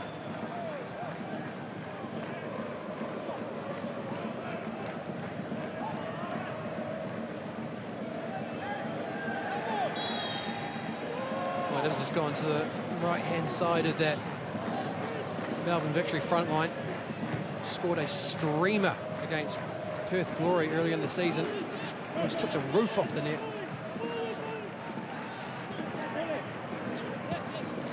I suspect that's what Popovic will want. Again on that left foot off the right-hand side. Trying to test Alex Paulson. And Hadden tries to slide it into Salas. Broke down, but Traore can only clear it as far as the touchline for an attacking throw for Wellington. Late goals have been one of the storylines of this A-League men's season. Are we in for another here tonight?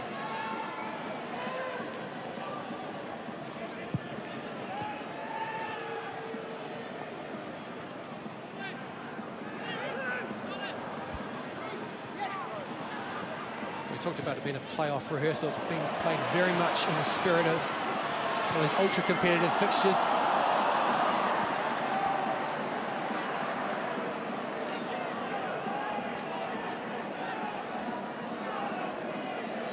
Talk about late goals. Over a quarter of victories. Goals have been scored in the last 15 minutes of matches.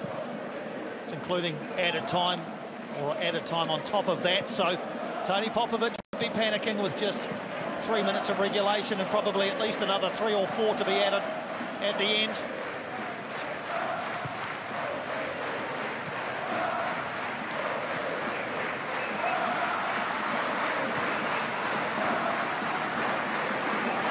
Victory come again, looking for a goal that would mean so much to them. It would bring them to within 2 points of both Wellington and the Mariners. Economides towards the far post, and Sam Sutton and Eli Adams together. He expected the net to bulge as Eli Adams arrived. Well, first off, Silas has a nibble at Economides. He stays on his feet, and Eli Adams agonising at that back post. That was a chance to steal all 3 points. But you're right, Piney. Sam Sutton does just enough there. Denies Adams the angle.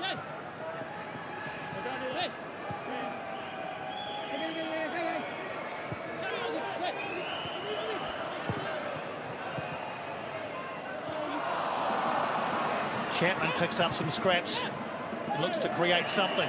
Was he fouled? No, says referee Daniel Elder. Given away, though, to Miranda. Adams is off on a run. Fornaroli's in the area. Eli Adams looking to get onto that left foot and does. Diverted behind by Wooten for a corner. Well, there's a looseness from the Wellington Phoenix. There's exacerbating the tiredness at the back. We heard a lot about Melbourne Victory's defending, but the Phoenix have defended stoutly as well. And Eli Adams has a second chance in as many minutes to wrestle this one away from the Wellington Phoenix. Bonavazia with the latest corner for Victory. Skims off the head of Wooten, only as far as Economides. And just a bit high and wide from Chris Economides. Like the idea that Chris Economides taking that one away. I think it's Finn Sermon again. A lot of time and space at that back post. Conceded by the Wellington Phoenix, and Economides onto his right foot. Wanting to bend that one back towards the back post, but never close enough to truly trouble Alex Paulson.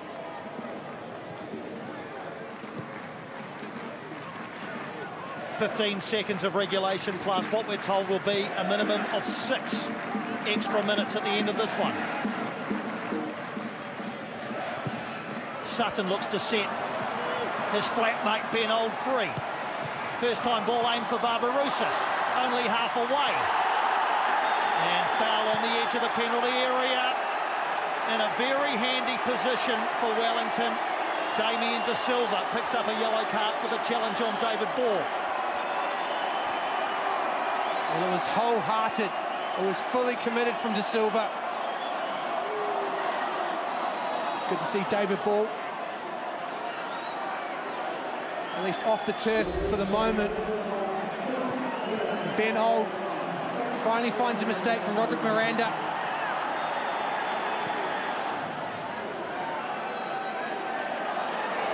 He gets there as David Ball gets there. You can understand this reaction from De Silva,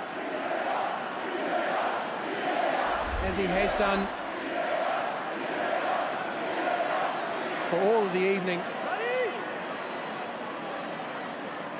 He's timed things rather well. I suspect this will be about him leaving his feet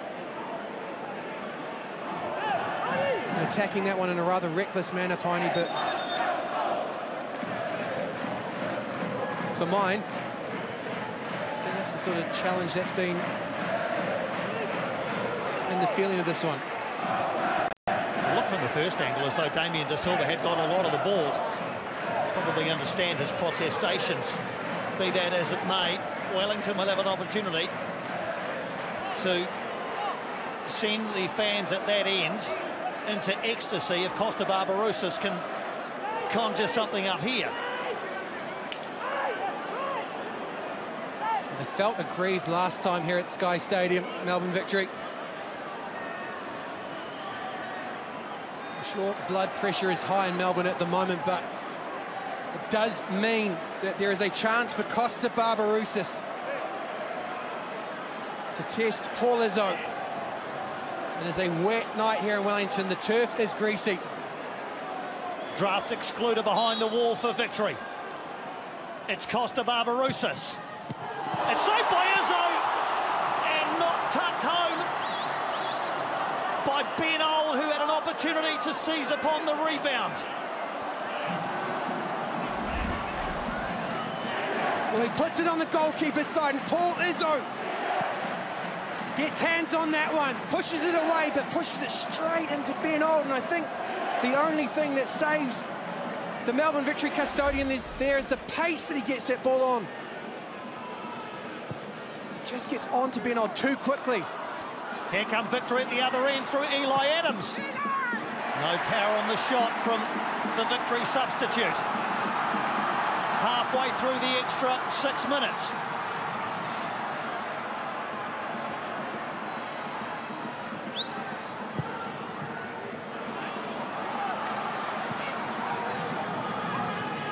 Has this game got one more chapter?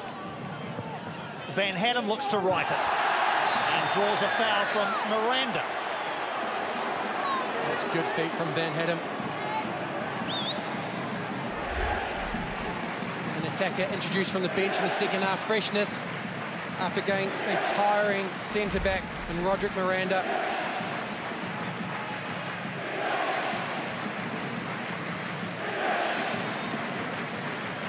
We've had the chances, Piney, both teams.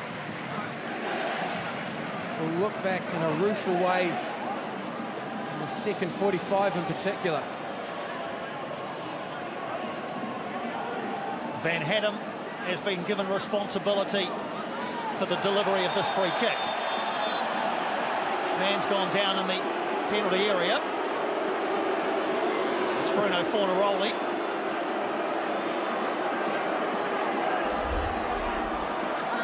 There's the push from Bruno. And there's the push from Costa.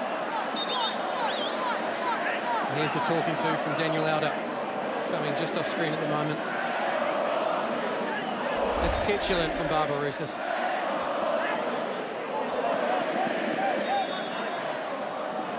Now Van Hatten can deliver. And does into the six-yard area and into the back of the net. And would you believe it? Finn Sermon with his first A-League men's goal has won it for Wellington. Delirium in the capital! Finn Sermon, the big centre-back, for the majority of the night has been marshalling Bruno Fornaroli. And then right at the death, as they did last time, the Wellington Phoenix have come up with the moment. And it's the big centre-back who bludgeons his way through the Victory defence and gets his head on that one. Any suggestion of an offside, it looks close.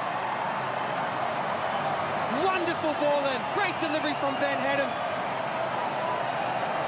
Sermon gets the first touch. I think it's come off Miranda. It's simply the pressure. As the two defensive titans go up against each other, Finn Sermon gets that one in. Wins the margin. And possibly Piney wins the game. It's remarkable.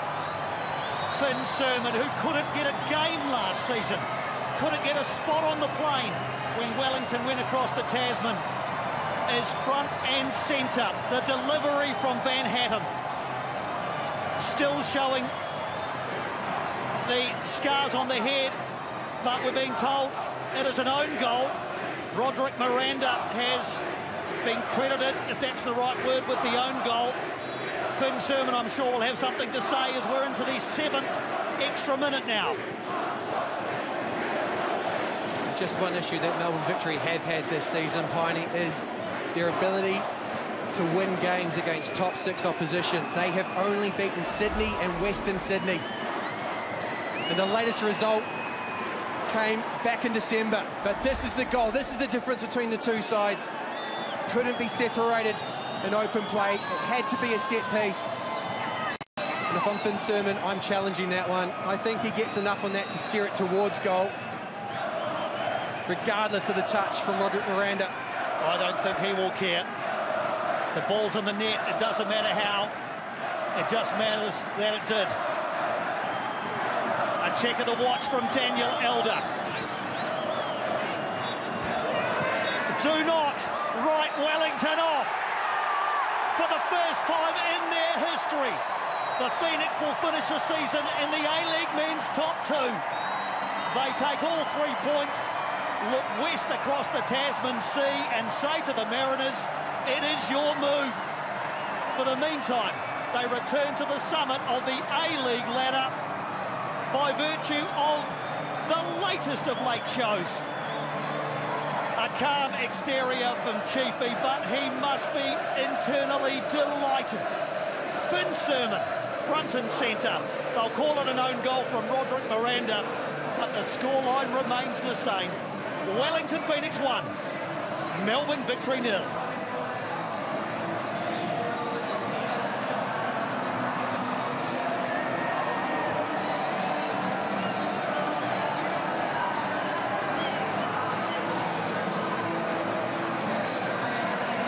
Delight in the rain here in Wellington. It has been pouring down, and now onto the bare skin of the Yellow Fever, who had to wait until the 96th minute to get those shirts off, but off they came as that ball flew into the net from a combination of Finn Sermon and the unfortunate Roderick Miranda. Friday night delight for Yellow Fever and for Wellington Phoenix fans up and down the country. Rolly Bonavancia and Alex Rufer reacquaint themselves with one another. Firm friends. And you will not get that smile off the face of Finn Sermon, his central defensive partner, Scott Wootton, with the embrace. And Wellington are in uncharted territory now. They secure their place in the A-League men's top 2. This is the team that no one at the start